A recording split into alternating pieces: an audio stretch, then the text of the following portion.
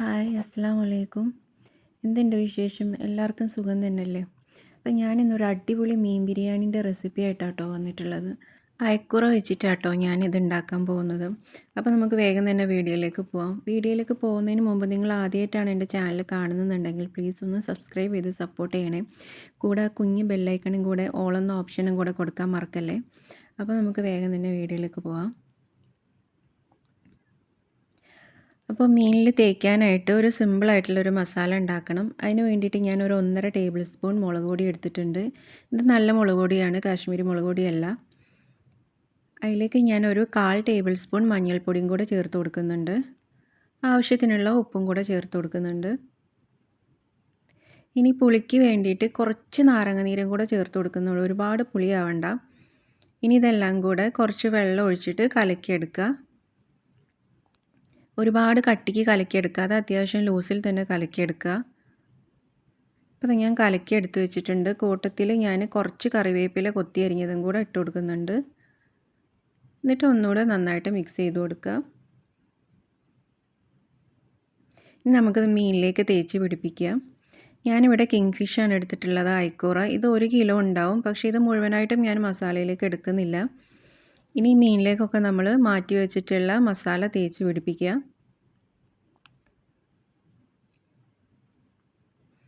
ഓരോന്നായിട്ട് എടുത്തിട്ട് മസാല നന്നായിട്ട് തേച്ച് പിടിപ്പിക്കുക.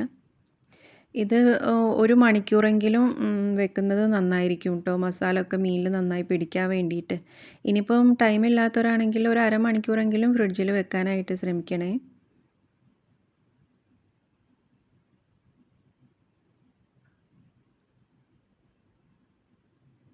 ഇനി ഇതെല്ലാം മീനിലേക്ക് തേച്ച് പിടിപ്പിച്ച് വെക്കുക. അപ്പോൾ ഞാനിതെല്ലാം തേച്ച് പിടിപ്പിച്ച് വെച്ചിട്ടുണ്ട്. ഞാനിത് എന്തായാലും ഒരു അരമണിക്കൂർ ഫ്രിഡ്ജിലേക്ക് മാറ്റാൻ വേണ്ടി പോവാണ്. ഞാനൊരു പീസ് മീൻ മാറ്റി വെച്ചിട്ടുണ്ട്. ഇതെന്തിനാണെന്ന് ഞാൻ പിന്നീട് പറയാം. ഇനി നമുക്ക് വേണ്ടത് ഇതിലേക്കുള്ള ചതയ്ക്കാനുള്ള സാധനങ്ങളാണ്. അതിലേക്ക് ഞാൻ എടുത്തിട്ടുള്ളത് ഒരു 10 പച്ചമുളകും വലിയൊരു കൂടം വെളുത്തുള്ളിയും ഒരു അത്യാവശ്യം വലിപ്പമുള്ള 2 കഷ്ണം ഇഞ്ചിയാണ് എടുത്തിട്ടുള്ളത്. ഇത് എരിവ് കുറഞ്ഞ പച്ചമുളക് ആയതുകൊണ്ടാണ് ഞാൻ 10 എടുത്തിട്ടുള്ളത്. എരിവിനായിട്ട് നമ്മൾ വേറെ ഒന്നും ചേർത്ത് കൊടുക്കുന്നില്ല. കുരുമുളക് പൊടിയോ മുളക് പൊടിയോ ഒന്നും തന്നെ ചേർത്ത് കൊടുക്കുന്നില്ല. അതുകൊണ്ട് ഈ പച്ചമുളകിൻ്റെ എരിവ് മാത്രമേ ഉള്ളൂ. ഇത് 3ഉം കൂടെ ഞാനൊന്ന് ചതച്ചെടുത്തിട്ടുണ്ട്. വല്ലാണ്ട് അരങ്ങി പോകരുത്, ചതച്ചെടുത്താൽ മാത്രം മതി. അപ്പോൾ നമുക്ക് മാറ്റി വെക്കാം. ഇനിയിപ്പോൾ മീൻ വറുത്തെടുക്കാനായിട്ട് തുടങ്ങാം. ഞാനൊരു അരമണിക്കൂർ ഫ്രിഡ്ജിൽ വെച്ചിട്ടുണ്ടായിരുന്നു. ഇനി കുറച്ച് ഓയിൽ ഒഴിച്ചു കൊടുക്കാം. ഒരുപാട് ഓയിൽ ഒഴിക്കണ്ട, കുറച്ച് ഓയിൽ ഒഴിച്ചാൽ മതി. ഇനി നമുക്ക് മീനൊക്കെ വറുത്തെടുക്കാം. മീനൊക്കെ പൊരിക്കാൻ എല്ലാവർക്കും അറിയാവുന്നതായിരിക്കുമല്ലോ. ഇനി എല്ലാ മീനും കൂടെ നിരത്തി വെച്ച് കൊടുത്തിട്ട് നല്ല രീതിക്ക് തന്നെ പൊരിച്ചെടുക്കുക. പിന്നെ ചിലർ ഈ ഷാലോ ഫ്രൈ ചെയ്തെടുത്ത് മീൻ ബിരിയാണി വെക്കുന്നവരുണ്ട്. പക്ഷേ എനിക്കത് അത്ര നന്നായിട്ട് തോന്നാറില്ല. കാരണം നല്ല രീതിക്ക് മീൻ പൊരിച്ചാൽ തന്നെ ആ ഒരു ടേസ്റ്റ് മസാലയൊക്കെ കിട്ടുന്നുള്ളൂ, മീനിലും നന്നായിട്ട് കിട്ടുന്നുള്ളൂ. അപ്പം ഇങ്ങനെ പൊരിച്ചെടുത്തിട്ട് ബിരിയാണി വെക്കാനായിട്ട് ശ്രമിക്കണേ.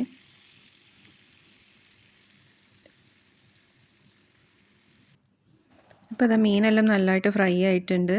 എന്നാൽ ഒരുപാട് മൊരിങ്ങി വടി പോലെ ആയിട്ടുമില്ല, നല്ല രീതിക്ക് തന്നെ ഫ്രൈ ആയി വന്നിട്ടുണ്ട്.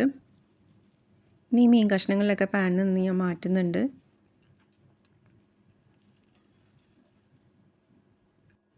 ഇപ്പോൾ ഇതെല്ലാം ഞാൻ മാറ്റി വെക്കുന്നുണ്ട്.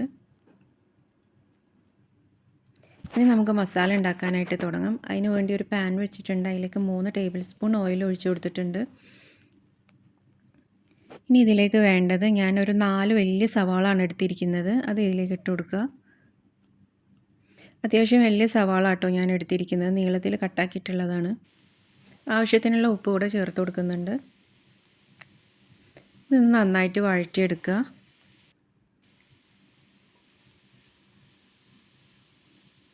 പിന്നെ ബിരിയാണിയിലേക്കുള്ള മസാല എന്ന് പറയുമ്പോൾ ചിലർക്ക് മസാല കൂടുതലായിട്ട് ഇഷ്ടമുണ്ടാവും, ചിലർക്ക് കുറവായിരിക്കും.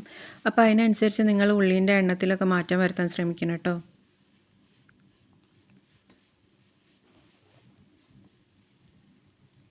ഇപ്പോൾ അത് ഉള്ളിയെല്ലാം നന്നായിട്ട് വാടി വന്നിട്ടുണ്ട്.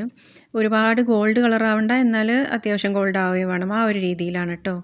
ഇനിയിപ്പോൾ നമ്മൾ ചതച്ച് വെച്ചിട്ടുള്ള ഇഞ്ചിയും വെളുത്തുള്ളിയും പച്ചമുളകും ചതച്ചത് ഇതിലേക്ക് ഇട്ട് കൊടുത്തിട്ടുണ്ട്. ഞാൻ ഒരു ടീസ്പൂൺ മാറ്റി വെച്ചിട്ടുണ്ട് കേട്ടോ, മുഴുവനായിട്ട് ഇട്ട് കൊടുത്തിട്ടില്ല. ഇനി ഇതെല്ലാം കൂടെ നന്നായിട്ടൊന്ന് വഴറ്റി കൊടുക്കുക. ഇഞ്ചിൻ്റെയും വെളുത്തുള്ളിൻ്റെയും പച്ചമണം മാറുന്നത് വരെ ഒന്ന് വഴറ്റി കൊടുക്കുന്നുണ്ട്.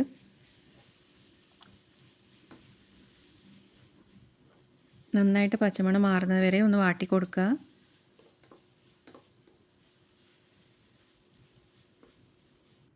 ഇപ്പോൾ അത് നന്നായിട്ട് വാടി വന്നിട്ടുണ്ട്. ഇനി നമുക്കിതിലേക്ക് തക്കാളി കൂടെ ചേർത്ത് കൊടുക്കുന്നുണ്ട്. 2 അത്യാവശ്യം വലിയ തക്കാളിയാണ് ഞാൻ എടുത്തിരിക്കുന്നത്, 2 എണ്ണം. ഇത് അത്യാവശ്യം പുളിയുള്ള തക്കാളിയാണ്. പുളി കുറഞ്ഞതാണെങ്കിൽ 3 എണ്ണം വരെ എടുക്കുക.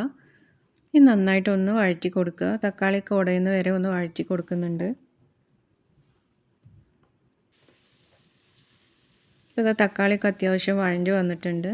ഇനി നമുക്ക് മാറ്റി വെച്ചിട്ടുള്ള, ഞാൻ നേരത്തെ മാറ്റി വെച്ചിട്ടുള്ള ആ മസാല തേക്കാത്ത മീനുണ്ടല്ലോ, അത് നമുക്ക് ഇതിലേക്ക് ചേർത്ത് കൊടുക്കുക.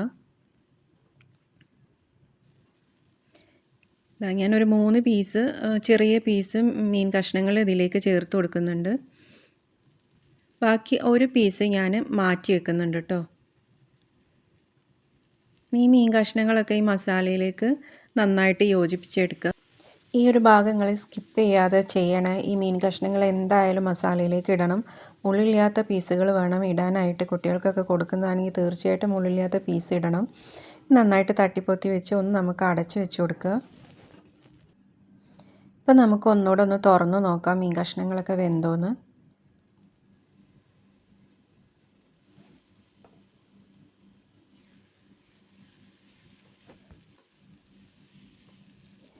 മീൻ കഷ്ണങ്ങളൊന്നും വെന്തിട്ടില്ല. ഒന്നുകൂടെ ഒന്ന് മിക്സ് ചെയ്തിട്ട് നമുക്ക് ഒന്നുകൂടെ ഒന്ന് അടച്ച് വെക്കാം. ഒരു 2-3 മിനിറ്റും കൂടെ ഒന്ന് മീൻ വേവിക്കാം. മീനായതുകൊണ്ട് തന്നെ പെട്ടെന്ന് വെന്തോളും. അപ്പോൾ ഒന്നുകൂടെ മിക്സ് ചെയ്തിട്ട് നമുക്കത് അടച്ച് വെച്ചിട്ട് ഒരു 2-3 മിനിറ്റും കൂടെ വേവിക്കാം.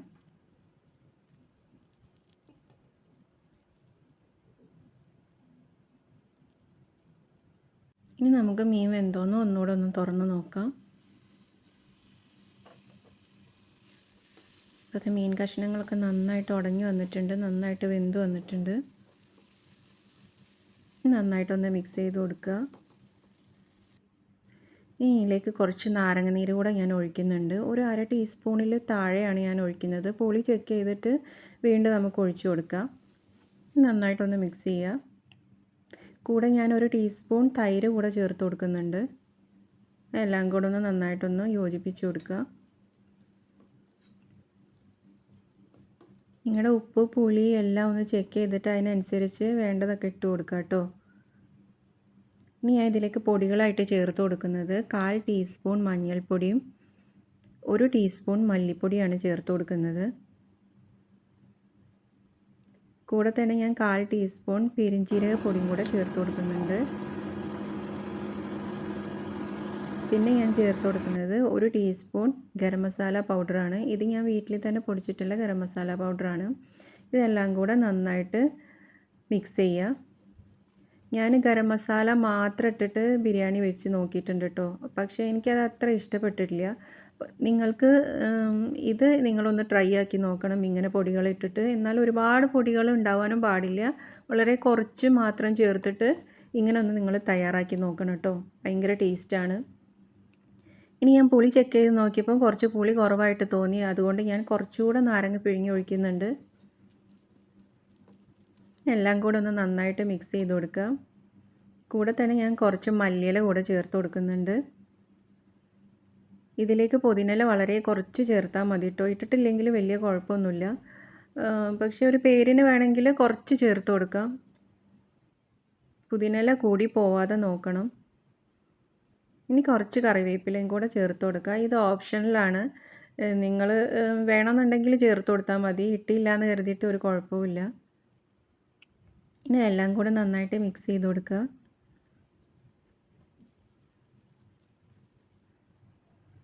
ഇനി ഞാൻ ചേർത്ത് കൊടുക്കുന്നത് ഒരു കൈപ്പിടി പിസ്തയാണ്. അതായത് ഉള്ളി വറുത്തത്, എല്ലാവർക്കും അറിയാലോ.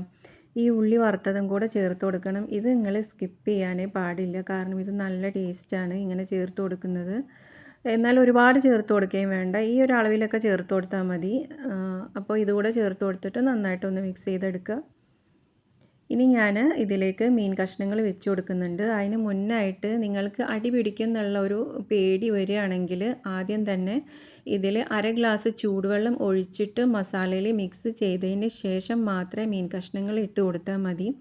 ഇനി അതല്ല, നിങ്ങൾ മസാല ഇടാൻ ഉദ്ദേശിക്കുന്ന പാത്രത്തിൽ ആദ്യം തന്നെ ഒരു വാഴയില വെച്ചിട്ട് അതിലേക്ക് മസാലക്കൂട്ട് വെച്ച് കൊടുത്താലും ഈ അടി പിടിക്കുന്ന ഒരു പ്രശ്നം വരില്ല.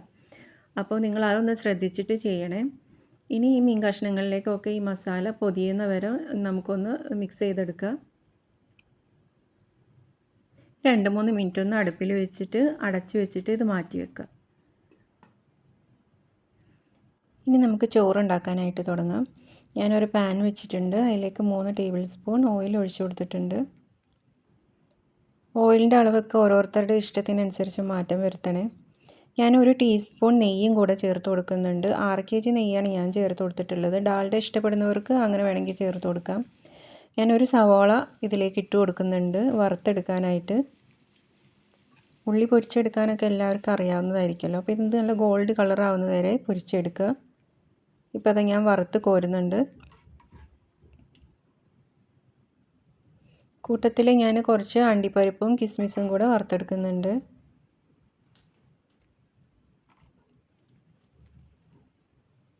ഇതും കൂടെ നന്നായിട്ടൊന്ന് ബ്രൗൺ ആവുന്ന വരെ ഒന്ന് വാട്ടിയെടുത്തിട്ട് ഒന്ന് കോരി മാറ്റാം.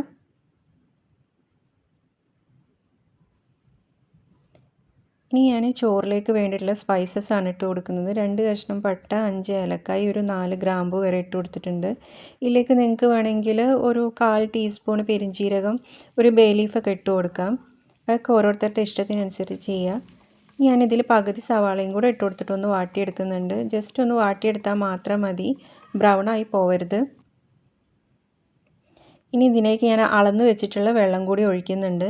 ഞാൻ 2 കപ്പ് അരിയാണ് എടുത്തിരിക്കുന്നത്. 250 ml കപ്പിന് 2 കപ്പ് റൈസാണ് എടുത്തിരിക്കുന്നത്. അതിന് ഞാൻ 1 കപ്പിന് 1.25 കപ്പ് എന്ന കണക്കിനാണ് വെള്ളം എടുത്തിരിക്കുന്നത്.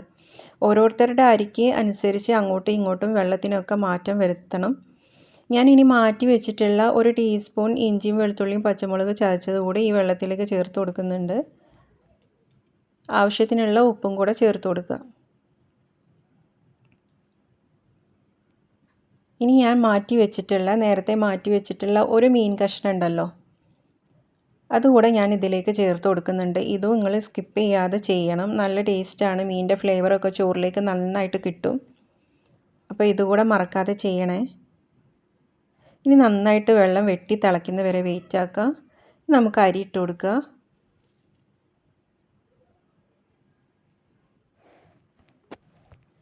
നല്ലപോലെ ഒന്ന് മിക്സാക്കി കൊടുക്കുക. ഇനി നമുക്ക് ഒന്നുകൂടെ ഒന്ന് അടച്ച് വെക്കാം. അടച്ച് വെച്ച് വേവിക്കുക. ഇതൊരു 90-95% വരെ വേവിക്കണം കേട്ടോ. കാരണം ഇനി മീൻ വേവാനൊന്നുമില്ല. മീൻ ഓൾറെഡി ഫ്രൈ ആയതാണ്. അപ്പോൾ അധികം ഒരുപാട് സമയം ദമ്മിൽ കിടക്കേണ്ട ആവശ്യമില്ല. ഒരു 10-15-20 മിനിറ്റ് വരെ ദമ്മിൽ കിടക്കേണ്ട ആവശ്യമുള്ളൂ. അപ്പോൾ ചോറ് നന്നായിട്ട് തന്നെ വേവിക്കണം. അപ്പോൾ ഒരു 90-95% വരെ നിങ്ങൾ വേവിക്കുക. ഇപ്പോൾ ചോറൊക്കെ നന്നായിട്ട് വെന്തിട്ടുണ്ട്. വെള്ളമൊക്കെ വറ്റി നല്ല സെറ്റായിട്ടുണ്ട്. ഇനി ബാക്കിയുള്ളത് നമ്മൾ ദമ്മിൽ കിടക്കുമ്പോൾ വെന്തോളും. ഇനി നമുക്ക് ദം ചെയ്യാനായിട്ട് തുടങ്ങാം.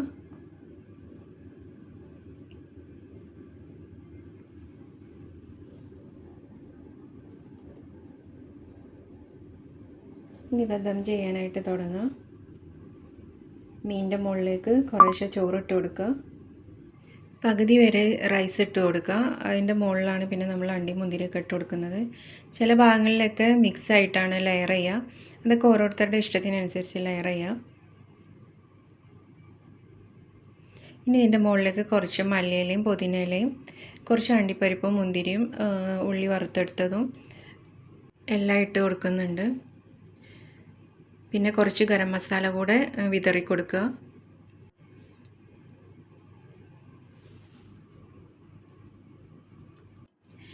ഇനി ഞാൻ കുറച്ച് മഞ്ഞൾപ്പൊടി പാലിൽ കലക്കി എടുത്തിട്ടുള്ളതാണ്. ജസ്റ്റ് ഒരു കളറിന് വേണ്ടിയിട്ടാണ്. അതുകൂടെ അവിടെ ഇവിടെയൊക്കെ ആയിട്ടൊന്ന് ഒഴിച്ചു കൊടുക്കുക. ഇനി ഇതുപോലെ തന്നെ മുഴുവനും സെറ്റാക്കി എടുത്തിട്ടുണ്ട് ഞാൻ. ഇനി നമുക്ക് ദമ്മിടാൻ തുടങ്ങാം. ഇതിൻ്റെ ലിഡിൻ്റെ ഹോളൊന്ന് ക്ലോസ് ചെയ്ത് കൊടുക്കുക. നമുക്ക് ദം ചെയ്യാൻ തുടങ്ങാം. അതിന് വേണ്ടിയിട്ട് ഞാനൊരു പാൻ അടിയിൽ വെച്ചിട്ടുണ്ട്. അതിൻ്റെ മുകളിലേക്കാണ് ഞാൻ ബിരിയാണി പോട്ട് എടുത്ത് വെക്കുന്നത്. ഒരു മീഡിയം ഫ്ലെയിമിൽ ഒരു 20 മിനിറ്റ് അല്ലെങ്കിൽ 15 മിനിറ്റ് അത്രയും വെച്ചാൽ മതി. പിന്നീട് ഒരു 20 മിനിറ്റ് കൂടെ കഴിഞ്ഞിട്ട് വേണം നമ്മളിത് ഓപ്പൺ ചെയ്യാനായിട്ട്. അതുവരെ ഓപ്പൺ ആക്കരുത്. ഇപ്പം ഞാൻ പാനിലേക്ക് വെച്ച് കൊടുത്തിട്ടുണ്ട്. ഇനി നമുക്കിത് 20 മിനിറ്റ് കഴിഞ്ഞിട്ട് ഓഫ് ചെയ്യാം. ഇപ്പോൾ ഇതാ 20 മിനിറ്റ് കഴിഞ്ഞ് ഞാൻ തീയൊക്കെ ഓഫ് ചെയ്തു. വീണ്ടും ഒരു അരമണിക്കൂർ കഴിഞ്ഞതിന് ശേഷമാണ് ഞാനിത് ഓപ്പൺ ആക്കുന്നത്. കണ്ടില്ലേ, ഇപ്പോൾ നല്ല സെറ്റായി വന്നിട്ടുണ്ട്. മുകളിലേക്കൊക്കെ നല്ല ദമ്മായിട്ടുണ്ട്. ഇനി നമുക്കിത് ചോറ് മറ്റൊരു പാത്രത്തിലേക്ക് മാറ്റിയിടാം. ഇപ്പോൾ കണ്ടോ, നന്നായിട്ട് ചോറ് വെന്തിട്ടുണ്ട്. എന്നാൽ ഒട്ടിപ്പിടിക്കുകയോ കാര്യങ്ങളോ ഒന്നുമില്ല. നല്ല സെറ്റായി വന്നിട്ടുണ്ട്. നല്ല പൂ പോലുള്ള ചോറ് എന്നൊക്കെ പറയില്ലേ, അതുപോലെ ആയിട്ടുണ്ട്. അപ്പോൾ നിങ്ങളുടെ അരിക്ക് അനുസരിച്ച് നിങ്ങൾ വെള്ളം അങ്ങോട്ടും ഇങ്ങോട്ടും അളവിൽ മാറ്റാൻ വരുത്താൻ ശ്രദ്ധിക്കണേ.